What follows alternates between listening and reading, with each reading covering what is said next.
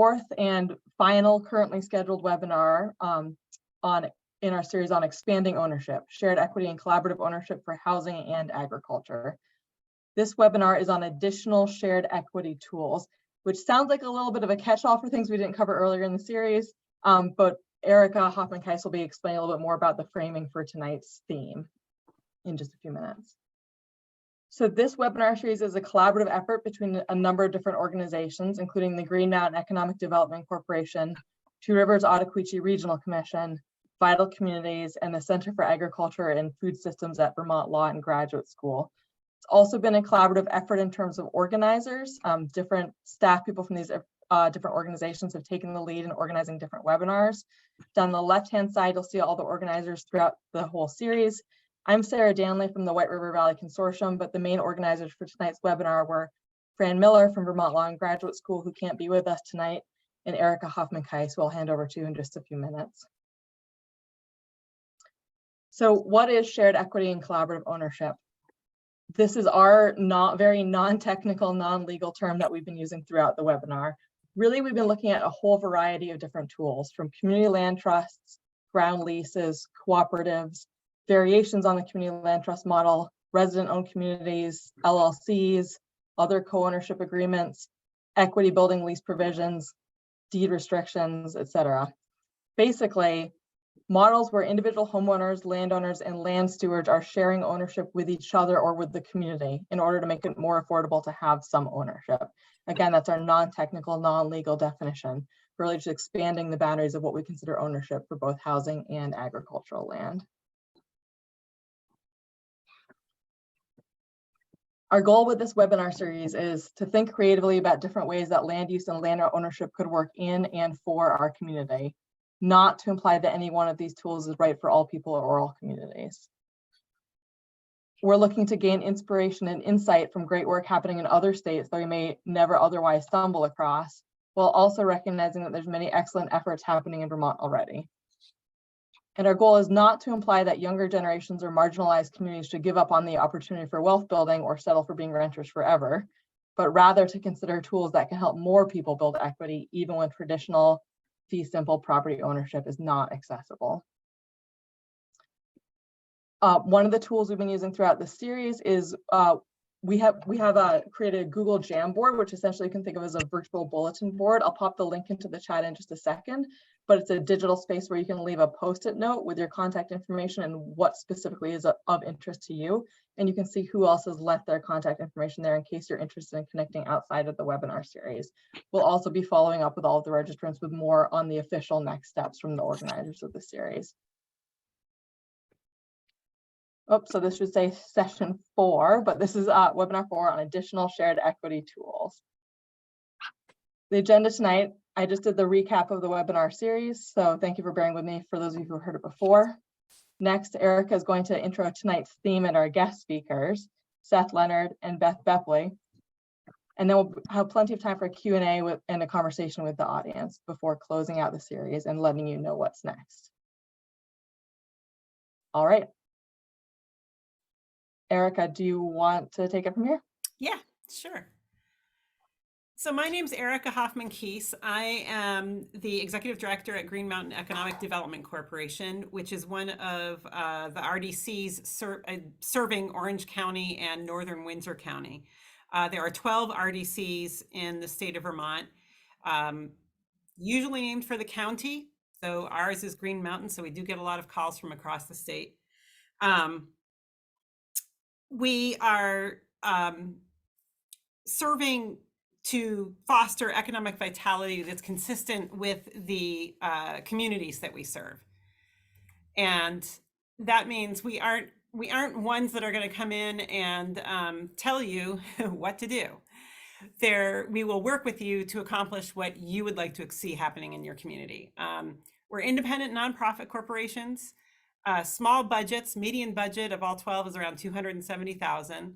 And we do work closely with the RPCs, regional planning commissions in the state.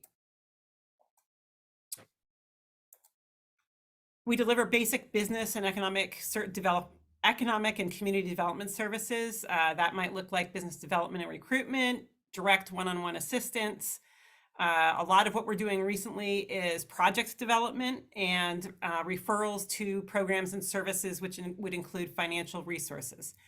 Generally, we're a facilitator, collaborator, and a coordinator with local, regional, state, and federal partners. The combination of services looks very different for each RDC. You'll note that on the list that I just shared, there is no housing and there is no childcare. But I'm spending more than half of my time on these two issues because they're what keep my business members awake at night. No housing, no childcare, no workforce. So we need to do things differently. Old approaches are not working. Shared ownership is an evolving concept, and we see it in the private sector. We just had a business here on the New Hampshire side of the river, West Leb Feed and Supply, that introduced their partnership publicly with Team Shares Incorporated, and that's a business ownership sharing mechanism. And as Sarah shared earlier, the overall intent of this series is to look at how the concept manifests itself in housing. So far, we've heard a lot of different kind of holistic or complete models, but we thought it would be helpful to close out the virtual series with a look at some hybrid approaches and discrete legal tools and constructs that might be useful, especially in more rural settings. Seth Leonard, the Managing Director of Community Development with the Vermont Housing Finance Agency, will be sharing some perspectives on kind of the shared equity continuum from wealth building to securing affordability, and introducing an exciting new VHFA program that incorporates some components of shared equity in its constructs. Beth Bupley is an environmental and land use lawyer with Murray, Plum and Murray, and she works with clients throughout New England. She'll be sharing some case studies from some of the creative ownership structures that she's developed and really opening up the field for questions after her presentation, because she has a wealth of knowledge that we want to make sure gets to the people who are looking for it. So on that note, I will hand it over to Seth. Great, thank you, Erica. I appreciate it. It's an honor to be with you all tonight, and it's awesome to see how far you have gotten so far in these conversations. And happy to try to put a little bit of a housing perspective on it today that maybe hasn't been discussed so far. I just want to start, so Vermont Housing Finance Agency, every state has a housing finance agency. Largely, most of our roles are focused on administering something called the Low-Income Housing Tax Credit Program, which year over year is the largest source of funding available to create affordable rental housing. And I'll talk a little bit about what affordable means in a few moments. But one of our other primary roles historically has been to use the state's bonding authority to create affordable homeownership options and opportunities. And since our inception in 1974, we've helped 30,000 Vermonters purchase homes across the state. And I'll just say that you're probably really sick of hearing the word unprecedented, but just to start off today, here's a quote from a recent article I'll put in the chat in a moment that we just put out on February the 16th. The median price of a Vermont home jumped to $310,000 in 2022. That's an historic 15% increase from the prior year. This is the largest annual percentage increase in the median sales price of primary homes since 1988, when the Vermont Department of Taxes began publishing home sales. Among newly built Vermont homes exclusively, the median price rose to $555,264 in 2022, which is also a historic increase of 21% on a year-over-year basis. If you could go to the next slide. Vermont right now is we're number 2 at a lot of things. We are the second oldest, second whitest state in the country with the second oldest housing stock. Those are dubious things that speak to some of the pressures we have from a demographic perspective. And what we're seeing in terms of our housing stock and the way that's performing, that's leading to our population demographics looking the way they are and where we are as a state. So we have the lowest rental vacancy rate, almost an effective rate of 0 when you look at it from a mathematical standpoint in the country right now as a state. If you go to the next slide, please. When we try to think about how our housing stock is or isn't serving everybody. We have one of the highest home ownership rates in the state at 74% for white alone households, but 26% for Black households in our state. So equity is something that has not been part of achieving the homeownership dream in our state. There's some efforts now to both increase the stock of available homeownership opportunities, but also create specific equity tools that focus on helping to overcome these challenges. But that's a really stark number and difference between the experience of white Vermonters and our BIPOC, and specifically Black and African American Vermonters. Next slide, please. So when we do our number crunching and analysis as a state, we look at that really low vacancy rate. We say a healthy vacancy rate on the rental side would be about 5%. And it's actually somewhat similar in the home ownership range, but that we're nowhere close to that. And so historically, Vermont's over the last decade has added to our housing stock at a rate of about 0.6% over the last decade. That is one of the lowest, and by most measurements, the lowest rate of change in the entire country. When we take the analysis of where we need to go just to replace the existing housing stock and to help offset how tight our market is, and to house those experiencing homelessness, we've come up with this estimate that really to have a healthy market in our state, we would need to hit 30 to 40,000 homes by 2030. That's going to take a lot of different solutions and a lot of different approaches across the state. And for those wondering, what about those homes that are being used for various purposes? 17%, the highest rate in the country of Vermont's homes, are seasonal or vacation homes. Next slide, please. This breaks it down, but I think the big thing I'd love to point out is just how much we need for home ownership, right? We need to make investments in home ownership opportunities for Vermonters to really hit our targets and have a healthy number. And I'm going to be really, really blunt. The affordable housing resources we have year over year give us the capacity in a normal year to produce somewhere around 200 units. That's our standard allotment of state and federal resources. So for us to be able to hit these numbers, it's going to take really everyone pulling together, everyone working together, a lot of creativity and a lot of different approaches. Next slide, please. I'm not naturally a supply side person. I don't run to that in my philosophies very often. But I think these numbers in the market, the way that it's behaving, shows us that we've got a real limitation on the number of homes available for people to purchase or for people to rent at an affordable level. But we're not being helped by what's going on in the interest rate market. And this is a really stark slide. I think if you just focus on the bottom half, if we just look at what happened in the increases in sale prices, median sale prices between January and October 2021 to January through October 2022, we moved from a median home price of $270,000 to $305,000. When you also add in pressures in the interest rate markets, we went from a time period in October 2021 where we would have said 23% of Vermonters who are renting could afford to participate in home ownership in the market. We've moved now to 11%. If you can go to the next slide, please. Giving you a picture of how stark that is. But what's really inspiring is all of you are sitting here today, and we've seen this consistently over and over again, is that communities are getting involved and have open minds to finding what types of solutions can happen at a local level. So each of these events were really incredible turnouts and series of conversations. Top left one, we had 230 people show up in the Mad River Valley for a conversation around housing. I couldn't tell you how hard, even 7 years ago, we would have to beg people to come to a public meeting about housing unless it was because they were upset that something was being built in their community. And in each of these cases, Manchester, Putney, and then a whole tour that Sarah and Erica put together through your region came together to talk about how can we be part of the solution. Next slide, please.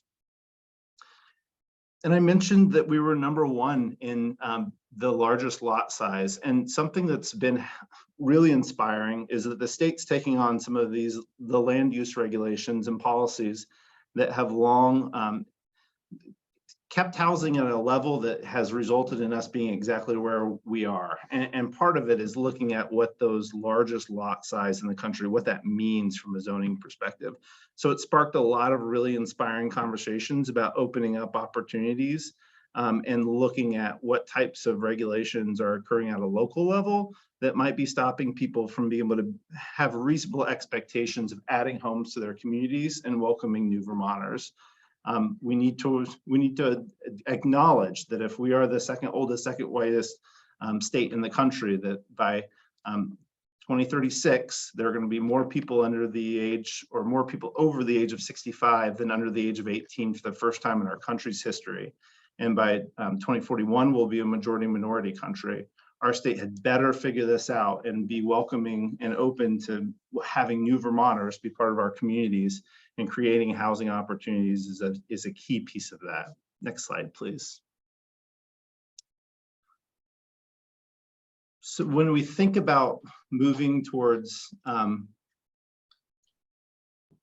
ownership investments, so year over year, Vermont has about $60 million available to spend on affordable housing development, and that's spread across rental and homeownership opportunities. Historically, we've spent about $2 million of that in creating homeownership opportunities. And what's really exciting is we've seen a shift in that. So in addition to having those private activity bonds where we create subsidized and lower interest rate mortgages for home buyers, and the work done by the Vermont Housing and Conservation Board, we also have a state tax credit program that's helped increase the number of specifically shared equity homeownership opportunities across the country or across the state. And we're really inspired by future federal spending. The largest single investment we make as a country right now in homeownership is through the Mortgage Interest Deduction Act. We don't spend a lot of money on creating homeownership opportunities for people. And we're really excited that there's discussion at the federal level about creating new tools to focus on doing just that. And then through the American Rescue Plan Act, that large amount of money that each state received to try to offset the impacts of the COVID-19 pandemic and to work towards recovery, Vermont, as an overall portion of our population, put more into housing than any other state in the nation, over $387 million in one-time spending to create new homeownership opportunities, additional affordable housing rental opportunities, and most of those investments have come with perpetual affordability requirements and are going to create investments that will serve us for a long time to come. And then last year, we also see investments towards 80 to 120% area median income. And in the chat, I'm going to reference AMI here for a few minutes. And I'm going to put a link to affordability matrix that I think might be helpful as you think about what that means. So instead of me going through each and every time, and there's a link also to the article I described, instead of me going through what that actually means each time, you can pull up that matrix and get an idea of what we're talking about for affordability levels when we talk about incomes to AMI, and then what that translates into for homeownership opportunities. So last year, on December the 2nd, we opened a program with $15 million to create new homeownership opportunities, 33% of which would use the traditional shared equity model, and the rest of the 66% would use another type of static subsidy model that I'll describe in just a moment. When we opened that up on December the 2nd, we had to close applications by January the 27th because we'd received over $23 million in requests, which shows the pent-up demand and interest in creating homeownership opportunities in the state. Next slide, please. So first, I just want to mention that I can see that shared equity through your conversations have meant a couple different things. In Vermont, we can be really proud. There really isn't a state that's played a bigger role in the concepts of community land trusts and shared equity establishment than our state. We had the first municipally supported community land trust and shared equity program in the country in Burlington, and we have the largest community land trust and Champlain Housing Trust in the entire country. They have been incredible stewards and innovators of the program, and really what it boils down to is coming up with opportunities to create long-term perpetual affordability, and that's done in our state statute through this housing subsidy covenant option, which creates a covenant to encourage the development and continued availability of affordable rental owner-occupied households, specifically for low and moderate income persons. And then that passes on through a number of different conveyances, which we can go on to the next slide to look at. I see Twin Pines Housing Trust is on here today. We've got an incredible network in our state that are using funding tools available through the state. And I would be remiss too not to mention that while VHFA does a lot of mortgages, state tax credit, the Vermont Housing and Conservation Board has also been a real leader and innovator in the space of creating homeownership opportunities and specifically funding shared equity projects. So when we think about what we see in our wheelhouse as shared ownership or models where there's long-term affordability requirements, we do this traditional shared equity model, which would be defined as the community land trust, which is providing subsidies to lower the cost of the home, typically to target between 50 and 100% AMI households. And in doing so, apply resale restrictions to the properties through a combination of ground lease and covenants. And those covenants typically require that the owners share 75% of the appreciation that occurs in the home with the land trust to keep that property affordable for the next buyer. So if you purchased a home through that program and the value increased $100,000 from when you bought it, 75% of that would stay with the home to create affordability for the next home, and you would walk with 25% or $25,000 of that equity gained over time. There are some different models. Massachusetts, as an example, uses a tiered equity model where there's an appreciation of 5% added to homes over time. You can, as a buyer owner, continue to earn a higher level of appreciation that you have access to or equity when you sell the home based off of how long you have that home. This has been the most prominent model that we've funded over time. It's tried and true, and especially works really well in environments where there's a lot of appreciation occurring. I live in Winooski, and I've got several shared equity homes around me. I have a friend who purchased a home in 2016 for $189,000. She put it on the market 5 years later for $270,000 and received 4 bids over $300,000. That would not be possible with a shared equity home. And that home instead would remain affordable to that next household. The second is a newer model that we've been applying, which is a static subsidy model. And this is when the state, municipal, or a nonprofit entity provides a subsidy that also reduces the home sale and usually targets a subsidy that will get affordable to between 180 and 120% area median income.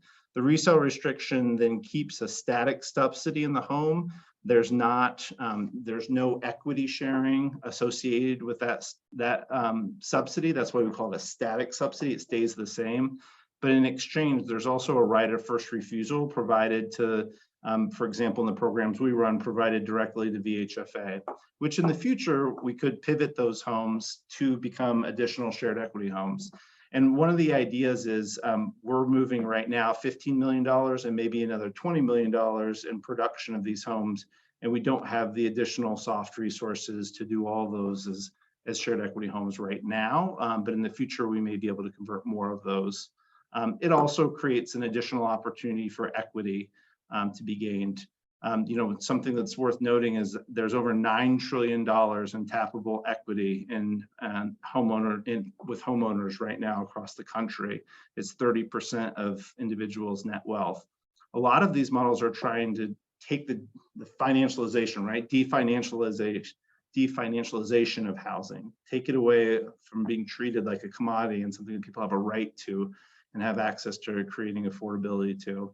It's also difficult when we think about equity work to not also provide, especially historically marginalized populations, the opportunity to access points of equity. So there's a really interesting dynamic about using a number of different policy approaches to creating homeownership and balancing those needs.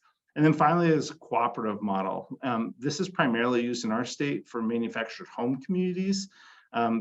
We have a state statute that requires if a private owner is going to sell a manufactured home community that there's a notice to the residents and they have the opportunity to purchase that community. And that has created an incredible new network of cooperatively owned manufactured home communities throughout the state, some of which are critical to our state's housing stock. And Brattleboro Tri-Park is a great example, which contains 9% of that community's total housing stock. And right now we're focused on creating opportunities for when you purchase as a group of residents a manufactured home community, it's not like owning an individual well and a driveway. You own infrastructure, right? A water system, pipes, roads, and all the things that come with owning sometimes a city block, pretty much. So we've been focusing on creating sustainability resources there. Next slide, please. And then just some other initiatives and resources, and I think I'll pause there because I think I'm at time, is just something that's really impressive that our state's taken lead on too, is this a new working group called the Vermont Land Access and Opportunity Board. And I put there, I'll just read their charge from the legislation. There's created the Vermont Land Access and Opportunity Board to promote improvements to access of woodlands, farmlands, and land and home ownership from historically marginalized and disadvantaged communities who continue to face barriers to land and home ownership. That's an exciting initiative that hard to say exactly where it'll go now. There's some reports coming out and then report back to legislators that are exciting, but that's going to be long sustained work. Farm worker housing initiatives. We're concerned about the condition of the existing farm labor housing stock, both in Vermont and New Hampshire. And then success of the Vermont Housing Improvement Program, that old stock that we have, and there's a possibility of using a state-funded program called VHIP, or Vermont Housing Improvement Program, on some homeownership units too, to try to get more housing stock up to date. And then additional investment in missing middle homeownership development program, which again would serve primarily between 80 and 120% using that static subsidy model, but would also allow for 33% of the homes that we fund to use the traditional shared equity model and approach too. And just want to do one last shout out, which is in addition to the fantastic partners like Twin Pines Housing Trust, is the Habitat chapters throughout Vermont, also really wonderful partners in producing shared equity homes as well. And I'll save those other slides for questions that come up. Thanks a lot. Thanks, Seth. That was great. It's really interesting to see not only what we've heard about the last few sessions about how individuals and groups of individuals can get involved in increasing the ownership opportunities for themselves, but to see where the state and some of the funding, from that side is following some of that model. So thanks very much. Beth? Hi, everyone. Beth Buckley. I am really pleased to be here and chatting with all of you tonight. I'm not going to talk at you. I'd really like to engage in a dialogue and answer questions. So start shooting those questions if you want. But I'm going to pick up on two things. First, some of the slides that Sarah went through in a recap at the beginning. She touched on this variety of ownership equity, shared equity ownership models, and they can take the form of, a co-op, an LLC, a trust, a rent-own. Seth mentioned also that there's statutes involved here. Vermont is really taking a great leadership. The Vermont legislature is taking a great leadership role in introducing those kinds of concepts through state law. And I mention that because a lot of the concepts of shared equity is really a departure from the history of real property. It is based traditionally, our real property law comes from the old country, from Europe. And the concept of you own it in fee, and everybody owns it in fee. That's their land. They can do what they want within the confines of law. And the concept of moving beyond that into this shared equity model I find it incredibly exciting, and gives me a lot of hope that there is a way to move forward that is both protective of the land, but also getting people into their own homes, providing housing. So this series is, and these seminars are really encouraging for me in my work and what I see. I have clients who come to me and they say, well, I have this farmland. I've got some clients right now who have about 100 acres, and there's a house and about 20 acres on one side of the road, and on the other side there's about 75 acres. Well, these are 3 siblings, and none of them farm. One of the parents did farm, but now nobody in the family is farming. They want to make sure that the land stays in farming. They want to make sure that it remains accessible and available for agricultural use going forward. So we talked about a variety of options for them, and we settled on using an LLC. And the reason we chose that, and here's where I'm going to get into a little bit of what Sarah talked about in terms of the different kind of shared equity models, is that there are legal tools available, and how you use those legal tools, they can be utilized in very creative ways to create transfer and access. So with the siblings, we've created an LLC. They are going to put probably a chunk of that land, probably the 75 acres on the other side of the road, will probably go into a land trust, so that it will have that perpetuity of use attached to the land. Another way to do that, of course, also is to put a covenant directly in the deed.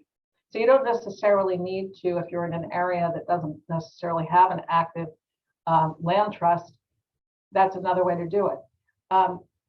In other situations, having a land trust involved is very, very helpful.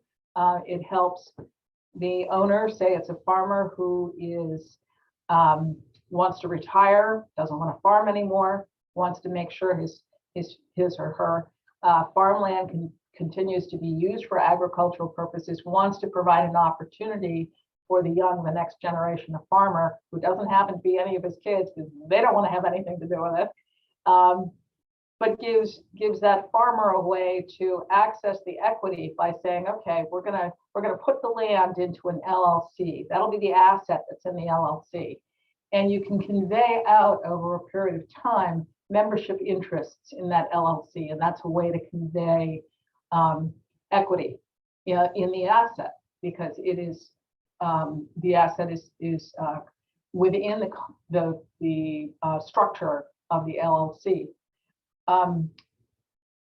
With this family that I'm working with, in addition to protecting the farmland, they're also concerned about, how do we do this? How do we make sure that the land not only stays in farming, but also that our wishes and what we want lives on? And that can be done through an operating agreement of the LLC, so that their children, when they start getting involved or take over an interest in the LLC, the structure is there. They understand what the goals were that their parents established. There are certainly other tools. We can talk about things like a lease to own. I actually jotted that down in my notes because I thought it would be one to discuss a little bit and say, it's not a model I like to use, and I'll tell you why. I find that a lease to own can create more problems if you haven't anticipated all the potential eventualities. So you could have a landowner who says, okay, I'm going to lease. I don't need the equity out of the house right now. I'm going to rent it to you. Those rental payments will go toward buying your equity in the house. But let's say there's a change of circumstance and the property owner has a medical event and really needs to recover the equity that's in that house. And the tenant's not in a position to do that. you haven't anticipated those kinds of things and built those into the lease, then it can be problematic. And you have people trying to sort out, you know, it's just not, it doesn't seem fair to anybody involved in the situation. But if you can anticipate that that could happen, then you can build it into the lease. It's not my preferred vehicle, only because it's a little more constricted than what you can do with things like LLCs. Those have a lot of flexibility to them, and just for those who hear that term, it means it's a limited liability company. And in order to create one of those, it has to be a recognized business structure under state statute, which of course Vermont has. I feel like I'm just kind of rambling on here about what problems can arise with different shared equity structures. But I do think it's incredibly exciting, and it's challenging. And as a lawyer who does this kind of work, I always think about, okay, not only what's the model or what's the structure, but how do we pay for it? You know, what are the documents that are actually going to memorialize what this arrangement is and what this agreement is that the parties are trying to accomplish. And there again, there are lots of tools you can use. I mentioned an operating agreement, which is sort of the controlling document in a limited liability company. And that's one that you can that's a vessel into which you can put all of the intent, everyone's intent of what the arrangement is, and also the mechanism by which to transfer the assets and the ownership over a period of time. There's one thing, I don't know if you talked about this in any of the earlier seminars, but it occurred to me as I was sort of talking about this with one of my colleagues today. And I told him, you know, this whole concept of how the tradition is everybody owns the land in fee and the house. Just using the simple, you know, one lot, they own the land in fee and they own the house that's on it. But there are some examples, and we have them in some parks. For example, in the Adirondack State Park, that is obviously land that is not owned by any individual, but they have lifetime leases to have a cabin on it. Those are also the kinds of creative alternative approaches that might be considered. And it occurred to me that land trusts could be integral to that kind of a model that could be developed. I actually had some clients who used something similar to that, where there were very small, like postage stamp, like footprint of the house lots that the individuals owned, but the rest of the land was common. It's a little like a cooperative, but the rest of the land was owned by a, they established a trust. I mean, you could use some other kind of mechanism or vehicle, but that's another kind of concept. It's a way to get someone into a house ownership without the expense, because so much of the, not only is the expense the house, but the land, and the land cost is so tied to its location, right? So if you can remove some of the burden of the expense, that's another kind of tool in the toolbox of land access. Gosh, what else? Questions? Other thoughts that come to mind as I go on about these things. So folks from the audience can feel free to ask questions. You can either type it into the chat or raise your hand and I'll call on you. I actually have a question for both of you. In my work with communities who are interested in housing affordability, ag land affordability, there often tends to be a chicken or an egg scenario where you don't know what the right tool is until the property is up for sale. But once the property is up for sale, you're really in a time crunch to figure anything out. So I'm curious if either of you has advice, examples of how that particular challenge was negotiated, really anything along those lines, because that's one of the real challenges that I see in community work. Seth, you want to take that? Sure. I think one of the land banking as a concept, slow things down when and where possible. We have a pretty complex structure for getting municipal approval to do land banking activities in Vermont. I'll note that, but there's some work to reduce those barriers where communities can actually actively participate in doing land banking, so that when there's a property for sale or we do have cases where people deed after passing their property to a community. And if there's trust that property is going to be managed in a way that benefits the community, that aligns with the owner's vision, and the municipality or a local entity has the bandwidth to take over that stewardship of it, land bank it, while that longer term solution comes to fruition, that's a really powerful tool. Slow it down, because the other option is to have ready capital sitting there, right, to act right away, and that's just hard.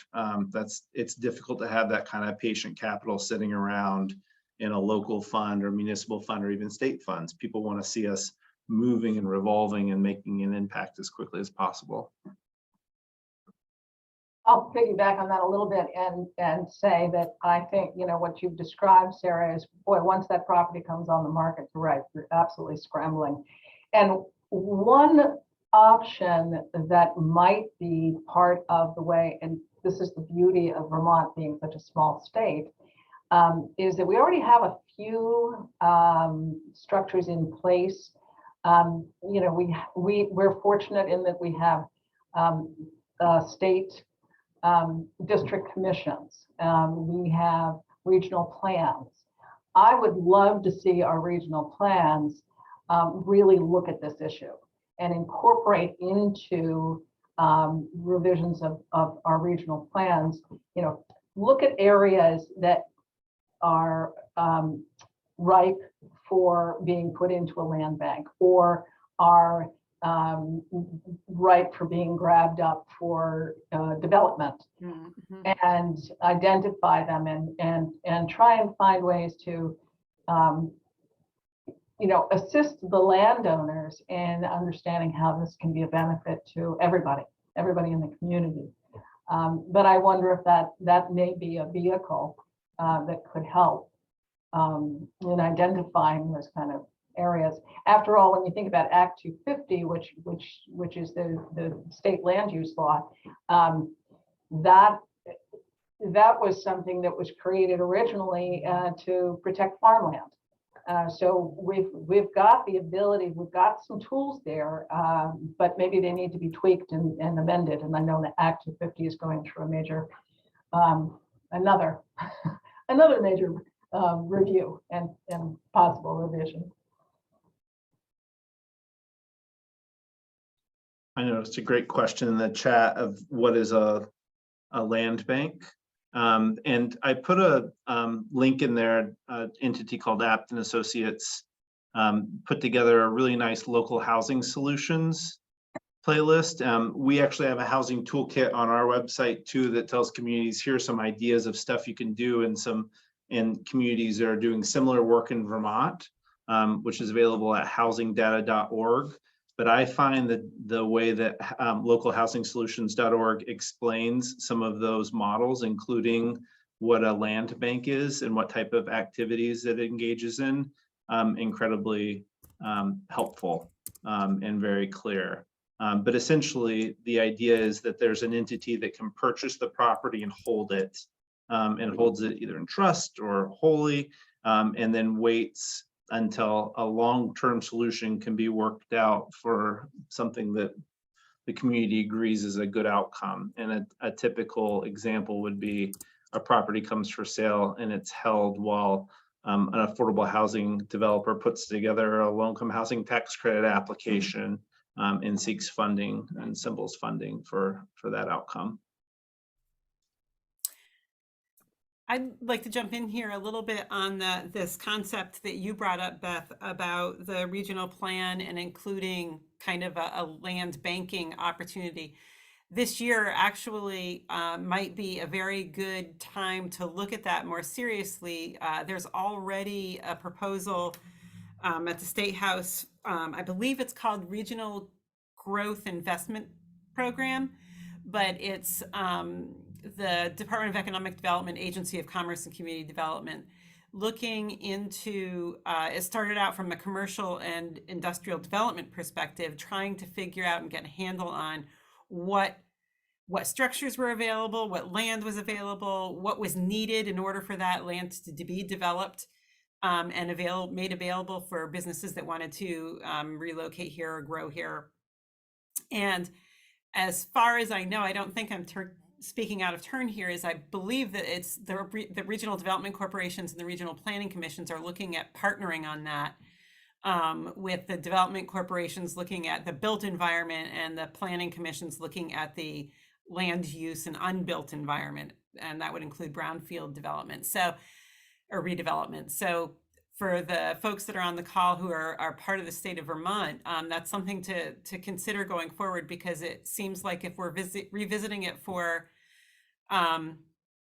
the commercial perspective, why not visit it from the housing perspective as well? I think that there is a degree of that, at least here in our region, with the Keys to the Valley work that the Planning Commission and Vital Communities and other, that was done on both sides of the river, in terms of identifying ripe for housing development areas from an infill perspective. But yeah, that's just something to keep an eye on at the legislative level.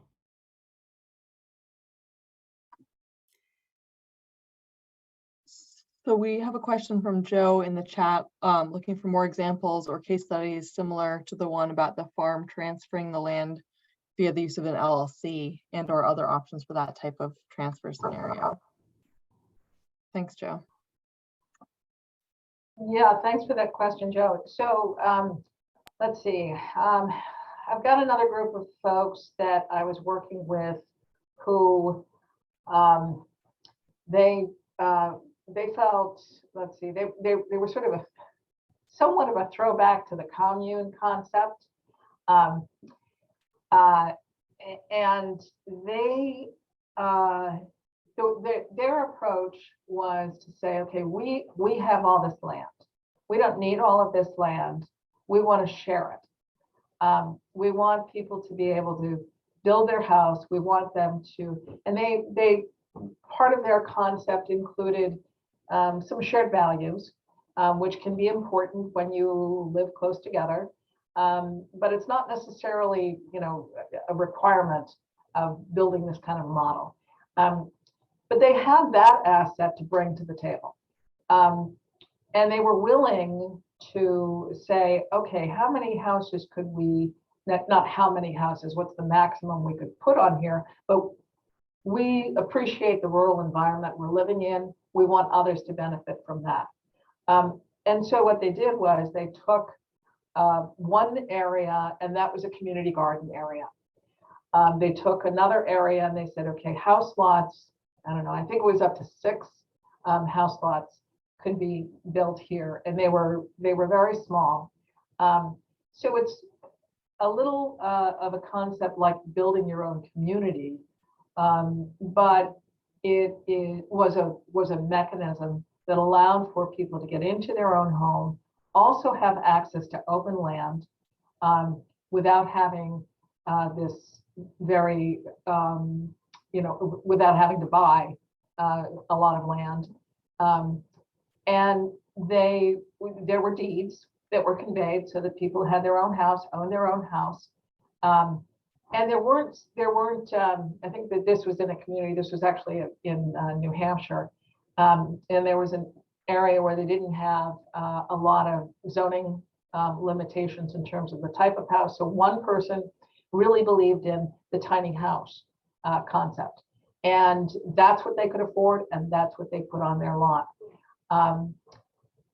That was effective. That was a good model for them to use. They had an agreement that all of the homeowners signed. That was part of the agreement that we all shared in this community. We all take part in this community. That's a little bit, it's a model that can work in some situations, but that's another type of shared equity in a larger tract of land, for example.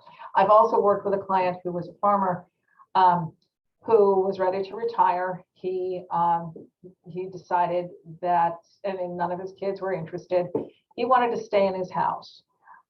He was willing to lease out his farmland for a very minimal amount to the young farmer who wanted to take over the farming.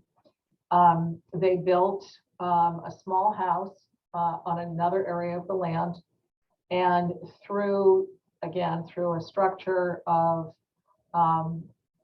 divesting himself gradually over a period of time, he conveyed out the land to the farmer. That was done. It wasn't done in a trust. It was simply done, it was done through agreements that were drafted. Not quite as clean as creating something like an LLC, but it can be done. You just need to make sure that you're getting all of the documents drafted in a way that also allows for the farmer tenant to have clarity of ownership at the end of the day. And Elizabeth, Nora Swan sent a direct message to me asking who owned the land in that example. The one where I was talking about the group with the houses, that ultimately was conveyed. The original owner maintained ownership of the common land, but their goals changed. They wanted to be in a different location. We eventually ended up transferring all of that land into a small land trust that was owned by the individual owners. So it changed ownership during the course of the relationship.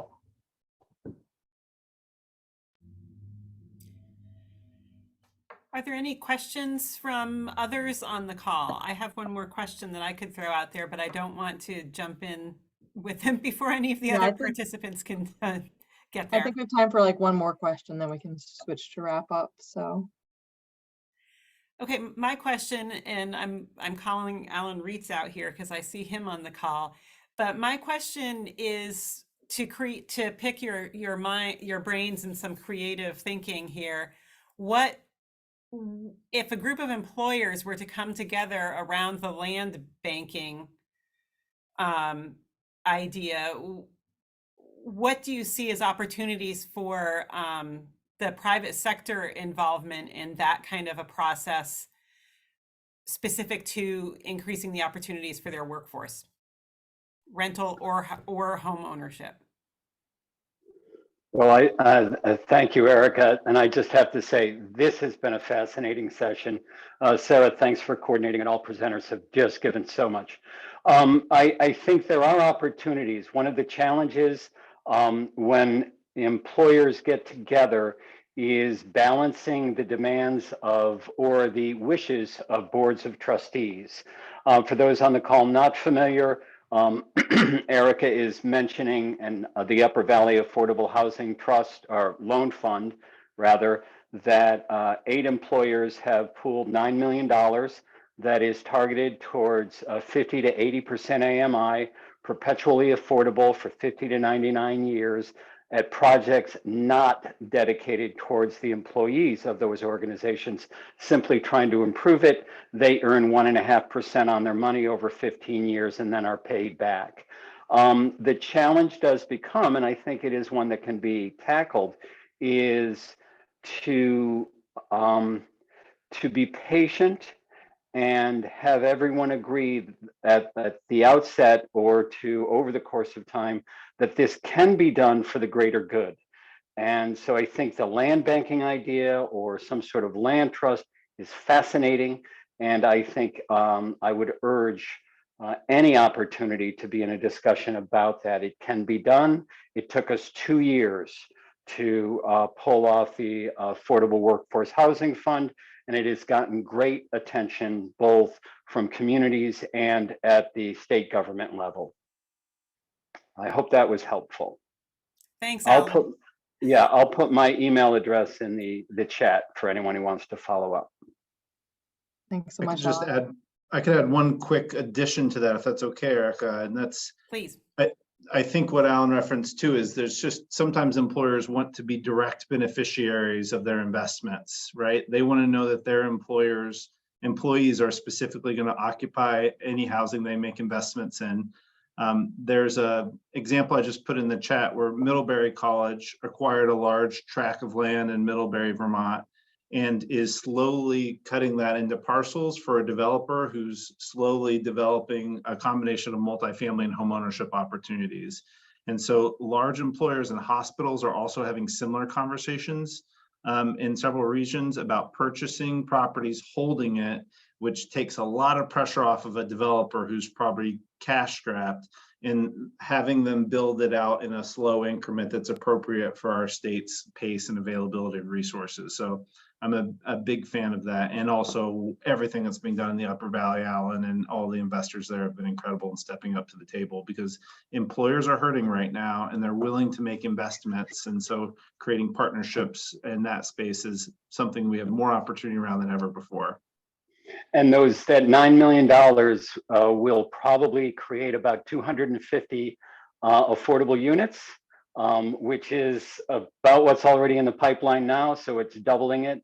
And thank you, Seth. I think all large institutions need to look at their land holdings. Middlebury had been owning that land since before the interstate highway was put in. So they were like, do we really need this? And David Provost was a great lead on that. Great, thank you all so much. And it looks like Nora's question is being answered in the chat. So Erica, did you want to say any final wrap up as the host of this particular installment, or I can do the wrap up for the overall series? No, I guess I just encourage that this is just one part of this much broader discussion, and Sarah's going to share a little bit more about what we see as the next steps here. But it's by no means over, and it will continue to evolve, and we hope to kind of iterate on some of the things that we're learning along the way. And yeah, I just look forward to, I think that we got hit, our tenants got hit by the school break, and we realized that none of the organizers have kids. So I think that might be a shortcoming we need to address. So we're capturing all of the scheduling ins and outs. But yeah, I just encourage you to check in if you didn't see some of the previous sessions.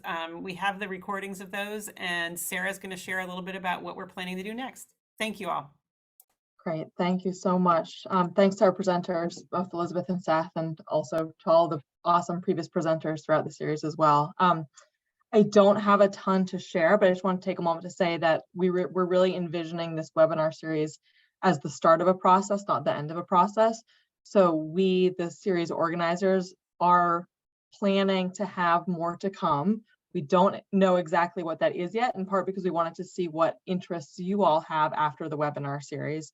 So all of the registrants from all 4 webinars will be receiving a follow-up email redirecting people to the recordings and the resources that were shared throughout the series, and also including a survey or other way for you to provide input on what comes next. So for example, we were envisioning maybe a convening in this area sometime in the spring to get together all of the different folks who are interested in these models with people who have different pieces of expertise.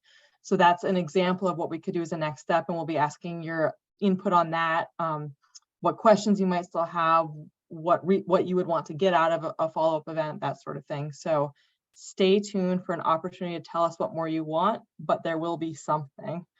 And that's about all I have for information on next steps. I'll pop the link to the Jamboard in the chat one more time, and you can also always reach out to me directly at my email address, which I'll also put in the chat. Erica, did I forget anything about next steps? I don't believe so, but we do have it. It's wide open, and we're going to be going through responses and questions that happened over the course of the sessions to kind of pull out any threads. But if there was something that you specifically wanted to hear more about, then that's going to be added into how we construct the next segment of this activity. Awesome. And thanks again, Elizabeth and Seth. This was really great having you tonight. Yeah, great perspectives. Really appreciate it. Thanks everyone for joining. Thanks, everyone. Thank you. Yep.